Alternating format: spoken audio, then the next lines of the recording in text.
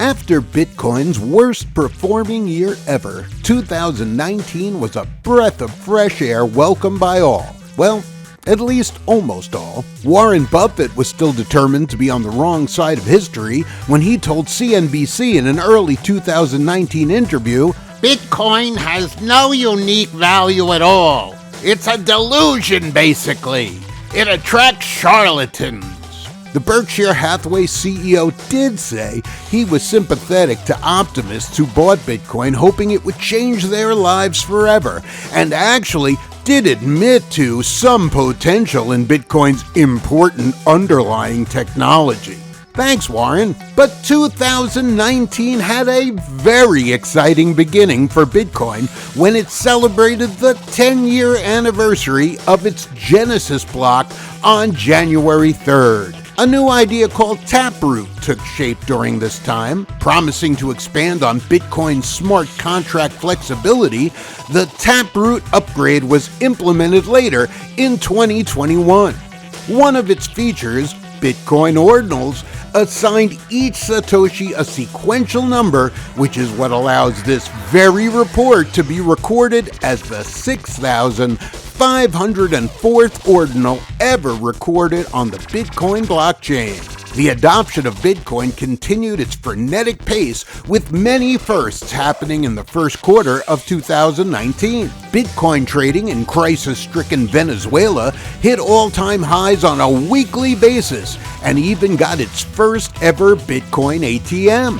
The Ontario, Canada town of Innisfil began accepting digital currencies as payment for its property taxes. Liechtenstein's capital city of Vaduz announced in February that it had begun selling Bitcoin at the counter of its post office. 6 tobacco shops in Paris began offering prepaid Bitcoin cards. Organizers said that many people trust their local tobacco shop owner more than they would buying anonymously online. And in a first-of-its-kind transaction, Bitcoin coders sent a payment over ham radio between Toronto, Canada, and San Francisco, California.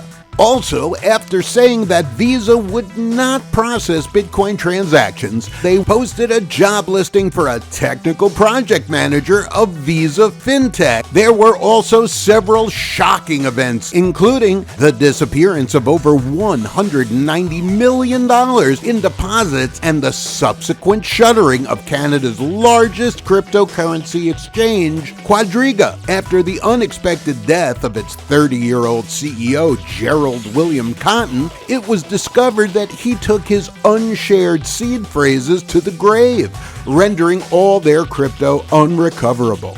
Additionally, 33-year-old Frenchman Marc Karpeles, former head of Tokyo-based Bitcoin exchange Mt. Gox, was found guilty of manipulating electronic data but cleared of embezzlement charges in the aftermath of the shocking Mt. Gox hacking scandal that bankrupted the exchange years earlier. Finally, to put a positive ending on this time period, we quote Twitter founder Jack Dorsey's February comments on Bitcoin.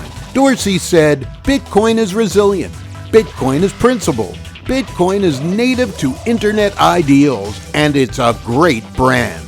I hold Bitcoin, and I think it's the future of money."